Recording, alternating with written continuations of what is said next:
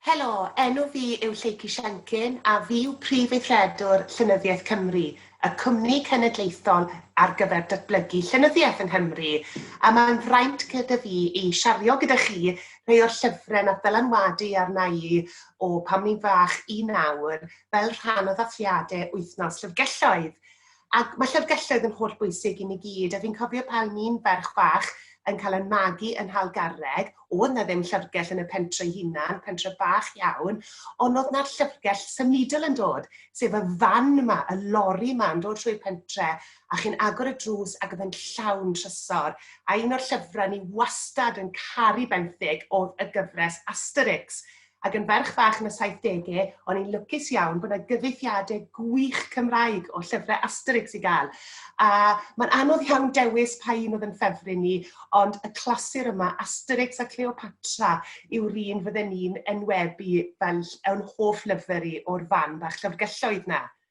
Ac wedyn wrth gwrs, yn tyfu lan tyma bach mwy, nes i lwcus iawn darganfod barddoniaeth, achos yn y Gymraeg oedd yna nifer o gyfrolau a blodau gerddi gael gan gynnwys rhai ar gyfer plant. A yn 10 oed rhoiodd fy mam-gu y gyfrol yma i fi fel anrheg Nadolig, gardd o gerddi. Ac o'n i wrth y modd â hwn yn rhannol achos oedd e'n llawn darluniadau bendigedig i gyd fynd ar barddoniaeth. Ac oedd hwn wedi codi diddordeb yn dda i yn darluniadau a nofelau graffig mewn gwirionedd yn ogystal â barddoniaeth. Cyfrol arall o'n i'n meddwl pan ni'n ferch fach oedd yn gyfrol i blant o Dail Pen, oherwydd y cerddi hyfryd, y ci coch a byd yr aderyn bach. A fi'n dwlu ar Waldo hyd y dydd heddi, ac yn ystod y cyfnod anodd mae cyfnod clo, i ni gyd yn troi falle mwy at farddoniaeth, a does dim byd yn curo barddoniaeth Waldo Williams i fi. Y llyfr falle fi wedi darllen mwyaf yn y mywyd yw Y Trioleg Anhygoel, His Dark Materials, gan Philip Pullman. Fi wedi darllen y gyfrol ma 2 gwaith. Fi'n gael fe'n gyfrol, Trioleg yw un stori epic yw gyda rhagor o straeon wedi dod ers hynny. Darllenes i pan ddath nhw mas gyntaf, darllenes i fwy diweddar, ac pleser wedyn o darllen nhw gyda fy merch Dyddgu am gyfrol gwych, ac wrth gwrs i ni wrth yn boddau gyda'r gyfres teledu yn ogystal. Ac yng Nghymru mae dyn ni awduron plant ffantastig, a does neb sa'n credu yn curo Eloise Williams ar hyn o bryd.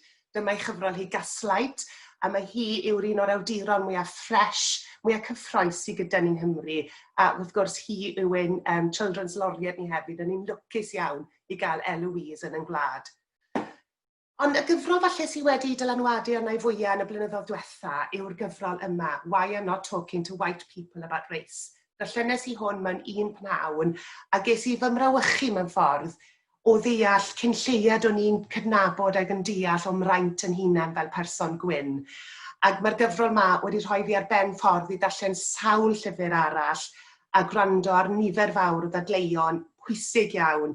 A mae'n holl bwysig bod ni fel pobl gwyn yn deall ac yn cydnabod y braint hwn ac yn mewn ffordd yn helpu ac yn agor drysau i bobl o bob cefndir, ond yn enwedig pobl du.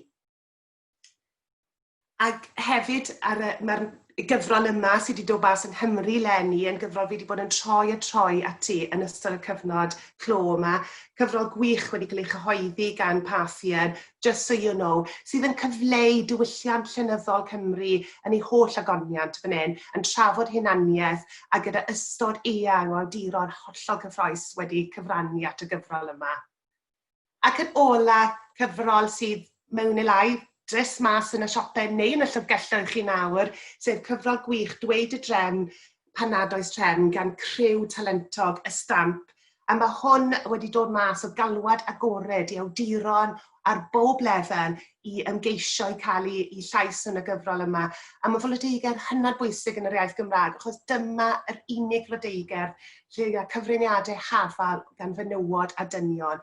A fel merch fach oedd yn darllen yr holl blodau gerddi yma yn y Gymraeg, mae fe'n brifo fi nawr i feddwl bod cyn lleiad a llais menyw wedi bod dros y blynyddoedd, a fi mor falch o'r gyfrol yma a wneud iawn y hyn, ac yn llawn o gerddi gan yr awduron ein dyfodol ni hefyd.